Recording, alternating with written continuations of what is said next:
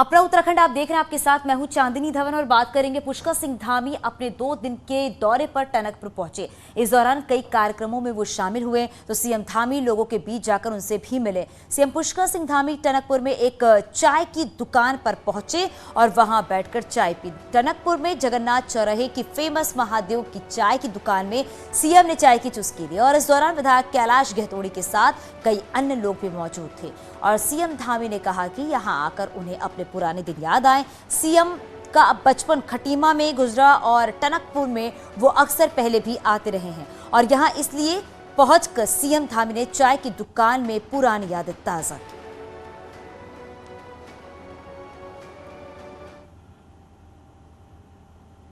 CM बनने के बाद राजधानी देहरादून से बाहर निकलकर सीएम पुष्कर सिंह धामी ने सबसे पहले चंपावत विधानसभा में 2 दिवसीय दौरा किया और ऐसे में सियासी गलियारों में चंपावत से सीएम धामी के चुनाव लड़ने के कयास तेज हो गए हैं। आप ये रिपोर्ट देखिए। के अंदर मुख्यमंत्री पुष्कर धामी किस विधानसभा सीट से चुनाव लड़ेंगे, इस पर अभी से सियासी गलियारों में सवाल तैर रहा है। हालांकि सीएम धामी का कहना है कि वो किस विधानसभा से उपचुनाव में लड़ेंगे ये फैसला पार्टी हाईकमान करेगा, लेकिन उनके टनकपुर दौरे ने हलचल जरूर बढ़ा दी है। विधायक जी का भी, हमारे जिलाध्यक्ष जी का भी और क्षेत्र की जनता का भी, सबका मैं आभारी हूँ। उन्होंने मुझे इतना स्नेह दिया है, इतना समर्थन दिया है। हम आखिर अंतिम निर्णय पार्टी हाईकमान को करना है। चुनाव जीतने के बाद सीएम धामी के लिए चंपावत विधानसभा से सबसे पहले सीट छोड़ने का ऐलान कर चुके विधायक कैलाश गहतोड़ी सीएम के 2 दिन के दौरे से गदगद दिख रहे हैं और चाहते हैं कि सीएम चंपावत विधानसभा से ही चुनाव लड़ें। जिसमें उत्तराखंड का भला और मेरे क्षेत्र का भला है, मैं उसमें हूँ और मेरे ख्याल से अगर मेरे क्षेत्र को मुख्यमंत्री मिलेगा तो मेरे से ज़्यादा सौभाग्यशाली कौन होगा। एक विधायक रह करके कितना विकास करा लूँगा मैं। एक मुख्यमंत्री के हाथ में अगर क्षेत्र चला जाएगा तो कोई सोच भी नहीं सकता कि क्षेत्र कहाँ जाएगा। अब चर्चाएं कई हैं, कयासों का बाजार भी गर्म है, लिहाजा सीएम का 2 दिन का दौरा बेहद खास माना जा रहा है। मुख्यमंत्री के तौर पर दोबारा ताजपोशी के बाद पुष्कर सिंह धामी ने जिस विधानसभा को पहली बार चुना वो चंपावत विधानसभा रही। इस विधानसभा के टनकपुर और बनबसा में मुख्यमंत्री 2 दिवसीय कार्यक्रम में रहे। इससे पहले सबसे पहले पुष्कर सिंह धामी ने पूर्णागिरी में जाकर मां पूर्णागिरी के दर्शन किए, जिसके बाद टनकपुर में इंजीनियरिंग कॉलेज में पहुंचकर इस इंजीनियरिंग कॉलेज को IIIT बनाने की बात कही। साथ ही यहाँ पर शारदा घाट और टनकपुर बागेश्वर रेलवे लाइन के साथ कई योजनाओं को पर्यटन से जोड़ने की बात यहाँ पर पुष्कर सिंह धामी ने कही है, जिसके कई सियासी मायने निकाले जा रहे हैं। क्या मुख्यमंत्री जो अगला उपचुनाव होगा उसमें क्या चंपावत विधानसभा से चुनाव लड़ेंगे, ये एक बड़ा सवाल है। कमलेश भट्ट, न्यूज़ 18, टनकपुर।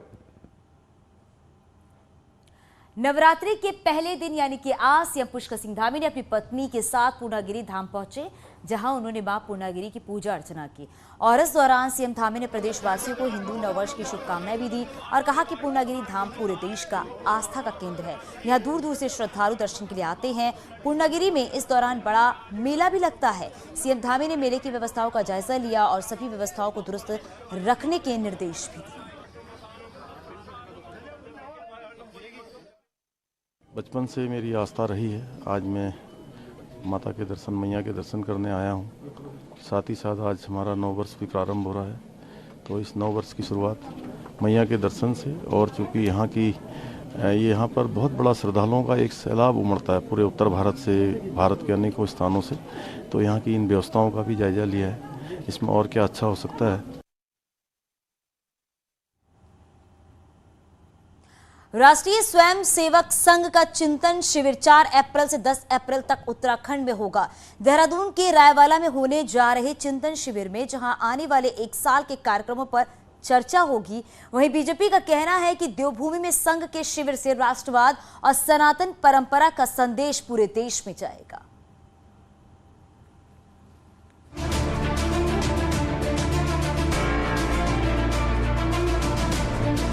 नवरात्र के साथ हिंदू नववर्ष की शुरुआत हो चुकी है और इसी खास मौके पर तीसरे नवरात्र से लेकर रामनवमी तक राष्ट्रीय स्वयंसेवक संघ का चिंतन शिविर उत्तराखंड में होगा। देहरादून के रायवाला में होने जा रहे चिंतन शिविर में संघ प्रमुख मोहन भागवत समेत कई राष्ट्रीय पदाधिकारी मौजूद रहेंगे। सूत्रों का दावा है कि संघ की चिंतन बैठक में जहां अगले 1 साल के कार्यक्रमों पर चर्चा होगी, वहीं राज्य में जीत के साथ इस बात पर भी चिंतन मंथन होगा कि कुछ सीटों पर हार की वजह क्या रही। वहीं आरएसएस के पदाधिकारी 2024 में कैसे फिर केंद्र में बीजेपी सत्ता में लौटे, इसका भी प्लान तैयार करेंगे। उत्तराखंड में बीजेपी लगातार दूसरी बार सत्ता में लौटी है और ये पहली बार हुआ है और बीजेपी नेता भी मानते हैं कि हर मोर्चे पर संघ ही बीजेपी की असल ताकत है। मैं अगर ये कहूं कि संघ भारतीय जनता पार्टी की रीढ़ है तो अतिशयोक्ति नहीं होगी। उत्तराखंड के अंदर अगर भारतीय जनता पार्टी की सरकार बनी है तो संघ का योगदान है कि आज पूर्ण बहुमत की हमारी सरकार बनी है। आरएसएस के रायवाला में होने वाले चिंतन शिविर में जाहिर तौर पर चर्चा हिंदुत्व पर भी होगी और खबर है कि इसी दौरान संघ के पदाधिकारी हरिद्वार के साधु संतों से भी बात करेंगे और रामनवमी तक चलने वाले चिंतन शिविर में चर्चा राम मंदिर, राष्ट्रवाद और सनातन परंपराओं पर भी होगी।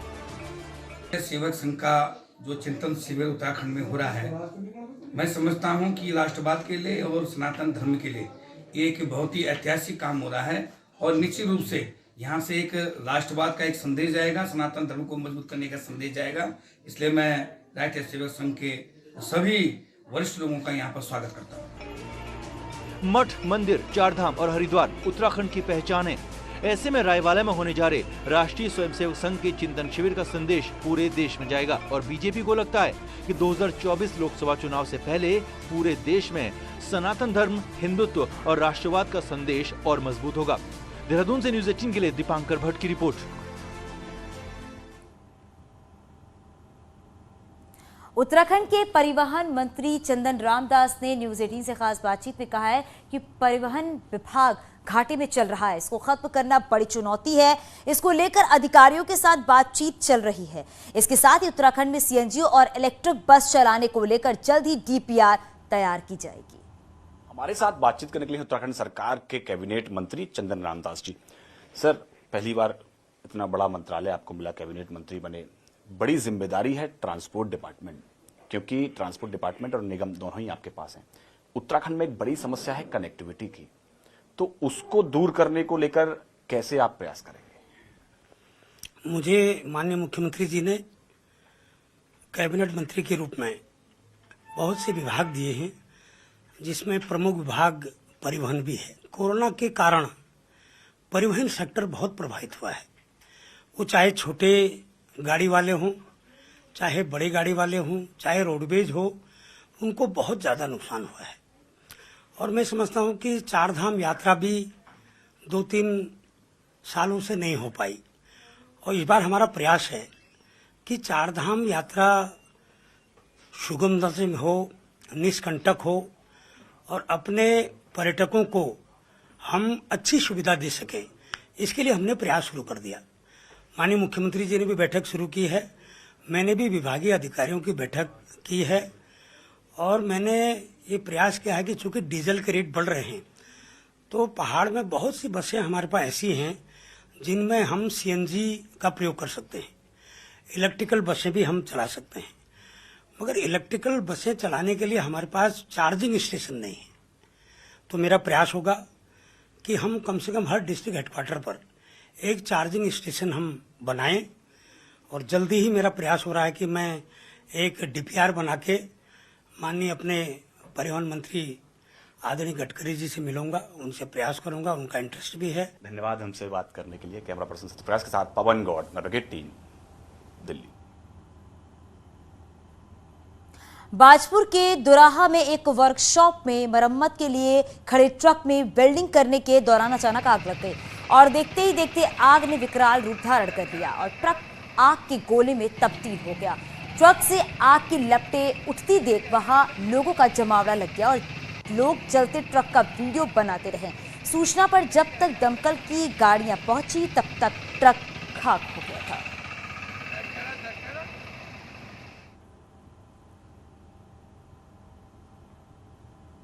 तीन मई को चारधाम में से एक गंगोत्री धाम के कपाट खोले जाएंगे। कपाट सुबह 11:15 पर खोले जाएंगे। नवरात्रि के पहले दिन तीर्थ पुरोहितों ने शुभ समय निकाला है। 2 मई को मां गंगा के शीतकालीन प्रवास से उत्सव डोली गंगोत्री के लिए रवाना होगी और ये डोली दोपहर में 12:15 बजे निकलेगी।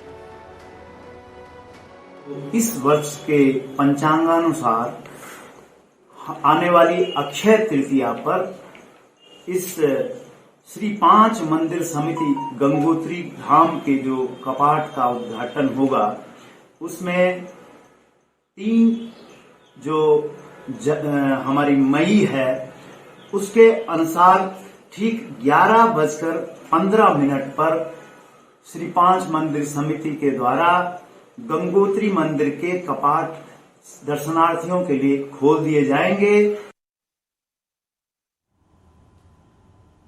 उत्तराखंड में हेल्थ सेक्टर की हालत सबसे ज्यादा खराब है और कोविड का खतरा कम होते ही 2 साल तक अस्पतालों में कॉन्ट्रैक्ट पर काम करने वाले कोरोना वॉरियर्स की छुट्टी हो चुकी है।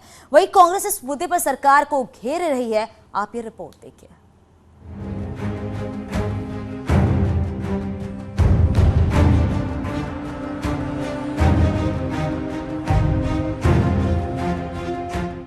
कोरोना के खौफ के बीच जब आम आदमी अस्पताल के नाम से डर रहा था, तब उत्तराखंड के स्वास्थ्य विभाग ने करीब 2200 कर्मचारियों को काम पर रखा। लेकिन कोविड का डर क्या कम हुआ, कॉन्ट्रैक्ट पर काम करने वाले ऐसे कर्मचारियों की छुट्टी कर दी गई। 10 से 12 हजार महीना काम करने वाले ये कर्मचारी अब रोजगार चाहते हैं, लेकिन बात कहें किससे ये पता नहीं। दून हॉस्पिटल हो या स्वास्थ्य मंत्री धन सिंह रावत का घर, नौकरी गंवा चुके कोरोना वॉरियर्स का जमावड़ा लगा रहा। पर रोना यह है कि कोई बात सुनने को तैयार नहीं और उम्मीद अब मुख्यमंत्री से। न्यूज़ 18 ने इस मामले में स्वास्थ्य मंत्री का पक्ष भी जानना चाहा, लेकिन स्वास्थ्य मंत्री घर से निकल चुके थे। एक तरफ बोल रहे हैं कि बेरोजगार ये बहुत बड़ा मुद्दा है उत्तराखंड में। ऊपर से 2186 लोग हम कोविड में आए थे। इतने लोगों को एक साथ बेरोजगार अगर किया जाएगा तो सर ये कोई न्याय नहीं। माननीय श्री धन सिंह रावत जी ने हमें यहाँ पे, हम परसों मिले थे उनसे, तो उन्होंने हमसे कहा था कि आप लोग 2 तारीख को आइए, 2 तारीख को आपकी बातें हम सुनेंगे और उस पर कार्रवाई भी करेंगे आगे जाके। लेकिन सर जिस तरीके से अभी गए हैं, थोड़ा हमें दुख है इस चीज़ का कि उन्होंने हमारी बातें नहीं सुनी। फिर से नौकरी मांग रहे इन कर्मचारियों के धरने में शनिवार को कांग्रेस नेता प्रीतम सिंह भी पहुंचे और साफ कहा कि उत्तराखंड में मंत्री खुद में व्यस्त हैं, इसीलिए वो मुख्यमंत्री से बात करेंगे। प्रीतम सिंह ने कहा कि स्वास्थ्य सचिव की पत्नी के मामले में पुष्कर धामी ने जांच बैठाई और इसीलिए इस मामले में भी उन्हीं से बात की जाएगी। स्वास्थ्य सचिव की पत्नी की स्वास्थ्य जांच के लिए जो डॉक्टर गई थी और उस डॉक्टर के साथ जो अभद्र व्यवहार हुआ, और उसके बाद स्वास्थ्य मंत्री को चाहिए था कि वो आगे आकर के इस दिशा में कोई आदेश करते, कोई निर्देश निर्गत करते, लेकिन स्वास्थ्य मंत्री तो दिखाई नहीं दिए। मुख्यमंत्री को हस्तक्षेप करना पड़ा। तो जब भैया मंत्रियों की हालत जो है अब ये है कि सीआर लिखनी है, तो भाई वो सीआर लिखते रहें, हम मुख्यमंत्री से बात करेंगे। स्वास्थ्य सचिव की पत्नी पर महिला डॉक्टर से बदतमीजी करने का मामला हो या सड़क पर धरने पर बैठे कोरोना वॉरियर्स का मामला, सरकार बनने के 10 दिन के अंदर इन 2 घटनाओं ने जहां हेल्थ सिस्टम पर सवाल खड़े कर दिए, वहीं विपक्ष को सरकार पर हमले का मौका भी दे दिया। दीपांकर भट्ट, न्यूज़ 18 देहरादून। और अब बात करते हैं रुद्रप्रयाग की। रुद्रप्रयाग में एक टीचर शराब के नशे में धुत होकर स्कूल पहुंच गया और हैरानी की बात तो ये रही कि इसी टीचर पर स्कूल के प्रिंसिपल का भी चार्ज है। मामला उच्च प्राथमिक स्कूल चोपड़ा का बताया जा रहा है और 25 मार्च के दिन टीचर शराब के नशे में धुत था और छात्रों के बीच स्कूल पहुंच गया। इस दौरान वहां पहुंचे ग्रामीणों ने टीचर का वीडियो बना लिया। बाद में शिक्षा विभाग ने टीचर को सस्पेंड कर दिया और कार्रवाई की बात कही है। अब टीचर का ये वीडियो सोशल मीडिया पर वायरल हो रहा है। इसमें टीचर नशे में धुत नजर आ रहा है। वार्षिक उत्सव महोत्सव। कॉर्बेट टाइगर रिजर्व में एक नेपाली अधिकारी तब भड़क गए जब कॉर्बेट के डिप्टी डायरेक्टर ने प्रेजेंटेशन के दौरान नेपाल को छोटा भाई कह दिया। नेपाल के सांसदों का 7 सदस्यीय दल कॉर्बेट में वन्यजीव प्रबंधन के गुर सिखाने आया है और उनके साथ नेपाल के अधिकारी भी हैं। कॉर्बेट के डिप्टी डायरेक्टर नीरज शर्मा ने जैसे ही नेपाल को छोटा भाई कहा तो नेपाल के अधिकारी एकदम भड़क गए और उन्होंने ये बातचीत 2 स्वतंत्र देशों के बीच होने का हवाला देते हुए छोटा भाई, बड़ा भाई जैसे शब्द पर आपत्ति जता दी। इसके बाद कॉर्बेट के अधिकारियों की काफी कोशिशों के बाद अधिकारी शांत हुए और प्रेजेंटेशन आगे बढ़ गया। Please do not make so or do not spell out such words.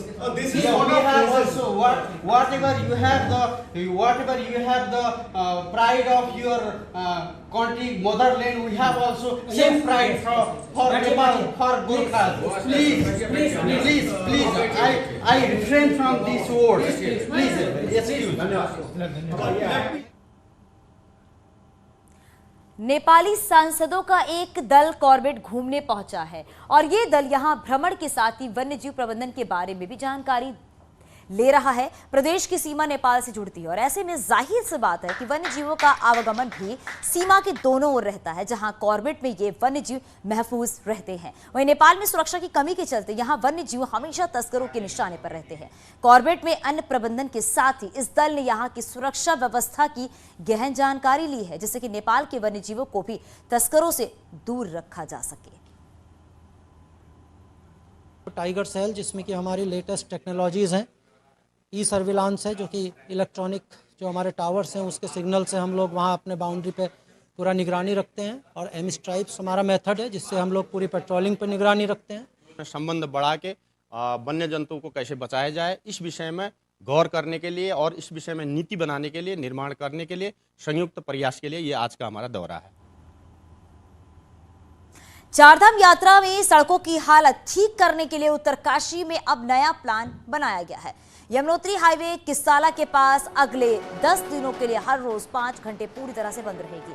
सुबह 10 बजे से दोपहर 3 बजे तक यमुनोत्री हाईवे पर आवाजाही पूरी तरीके से बंद रहेगी और किस्साला में पहाड़ को काट कर रोड चौड़ी करनी है, लेकिन लगातार गिरते मलबे से इलाका डेंजर जोन बना हुआ है।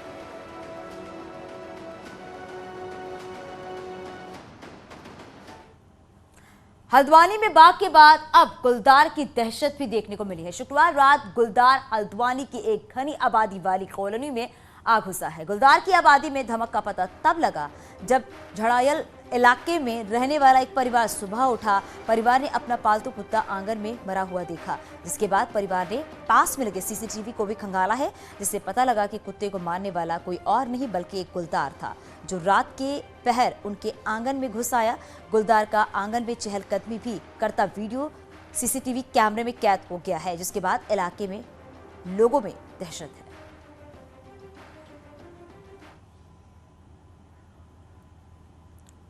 उत्तरकाशी में जंगल की आग तांडव मचा दिया है। जंगलों की आग गांव और बस्तियों के पास पहुंच चुकी है। बीते एक हफ्ते से लगी आग से पूरे इलाके में धुआं फैल रहा है। जिला मुख्यालय उत्तरकाशी के पास कुटेटी तिलोथ का जंगल धू-धू कर जल रहा है, लेकिन आग पर काबू पाने के लिए वन विभाग ने जरूरी कदम नहीं उठाए हैं, जिससे जिला मुख्यालय में भी जंगलों की आग से धुआं ही धुआं फैल गया है। इससे लोगों को इससे सांस लेने में भी काफी दिक्कत हो रही है। विभाग के भी सहयोग लिया जा रहा है। आपके से माध्यम से मुझे अवगत भी सूचित करना है कि समस्त जो स्थानीय कर्मचारी हों इस टाइप से जो भी घटनाओं में संलिप्त हो उनकी सूचना दें, तथा कहीं भी बनानी होती तो उसकी तत्काल सूचना जनपद आपातकालीन परिचालन केंद्र स्थानीय वन विभाग को दें, ताकि उसमें त्वरित कार्रवाई की जा सके। 3 अप्रैल को करीब 5 सालों के बाद पीसीएस की प्रारंभिक परीक्षा होने जा रही है। पीसीएस की परीक्षा के लिए लोक सेवा आयोग की ओर से सभी तैयारियां पूरी कर ली गई है। प्रदेश के सभी 13 जिलों में 680 परीक्षा सेंटर बनाए गए हैं, जिनमें 2 पालियों में परीक्षा कराई जाएगी। उत्तराखंड लोक सेवा आयोग की ओर से 318 पदों के लिए आवेदन मांगे गए थे। इन पदों पर चयन के लिए प्रारंभिक परीक्षा रविवार को होगी। आपको बता दें कि साल 2016 में अंतिम बार पीसीएस परीक्षा हुई, जिसके पास से अधिकारी बनने की चाहत रखने वाले युवाओं को इस एग्जाम का बेसब्री से इंतजार रहता था।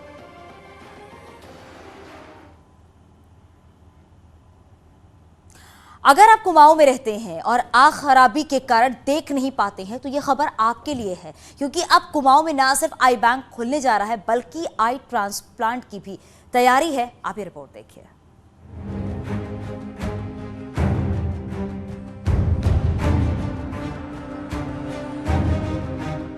हल्द्वानी की सुशीला तिवारी अस्पताल में रोजाना सैकड़ों मरीज अपनी खराब आंखों को दिखाने के लिए पहुंचते हैं, जिनमें से कई लोग किसी व्यक्ति द्वारा दी गई आंखों से दोबारा दुनिया देख सकते हैं। लेकिन आई बैंक न होने के चलते ये मरीज या तो निराश होकर घर लौट जाते हैं या दूसरे शहरों में जाने को मजबूर थे। लेकिन अब इन मरीजों को राहत मिलने जा रही है, क्योंकि हल्द्वानी मेडिकल कॉलेज में आई बैंक शुरू होने जा रहा है। अभी तो जो है आई बैंक और कॉर्निया ट्रांसप्लांट सेंटर खोलने के लिए जो है अप्रोप्रिएट अथॉरिटी द्वारा हमें जो है 5 साल के लिए लाइसेंस मिल चुका है। इसी के परिप्रेक्ष्य में हम लोग ने जो है जिन लोगों को कॉर्नियल ब्लाइंड के मरीज है, जिनको कॉर्नियल ट्रांसप्लांट की जरूरत है, उनका पंजीकृत करना शुरू कर दिया है। जैसे ही हम डॉक्टर्स और जो है टेक्नीशियन ट्रेनिंग करके आएंगे, उसी के बाद जो है हम लोग कॉर्निया ट्रांसप्लांट से काम करना शुरू कर देंगे।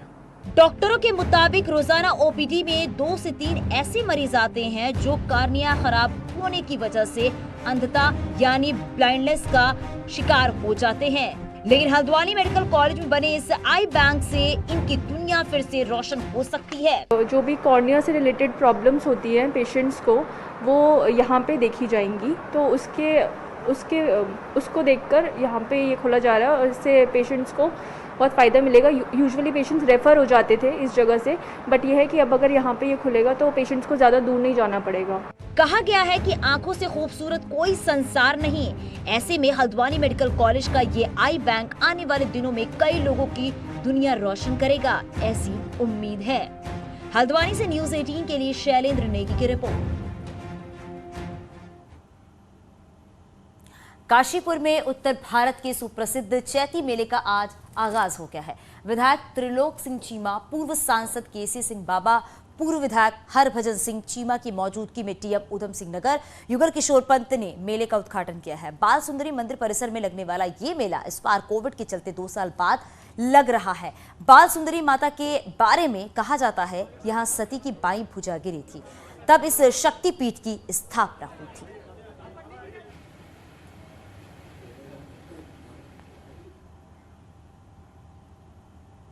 रुद्रपुर में गंदे नाले में तब्दील हो चुकी कल्याणी नदी की सफाई का फिर से अभियान शुरू हो गया है। नगर निगम की 2 जेसीबी नदी में उतरकर कूड़ा कचरा निकाल रहे हैं। 2 साल कोरोना की वजह से अभियान को रोकना पड़ा था। नगर आयुक्त और मेयर अभियान की मॉनिटरिंग कर रहे हैं। मेयर का कहना है कि कल्याणी का अस्तित्व बचाना बेहद जरूरी है। नदी में पड़ी गंदगी और खास तौर पर प्लास्टिक कूड़े को निकालने के लिए पोकलैंड की भी मंगवाई गई है। साथ ही कहा गया है कि लोगों को भी जागरूक किया जाएगा।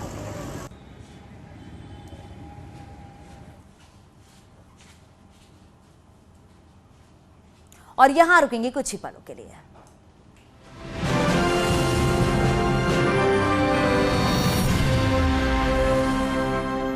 प्रारंभिक परीक्षा सभी 13 जिलों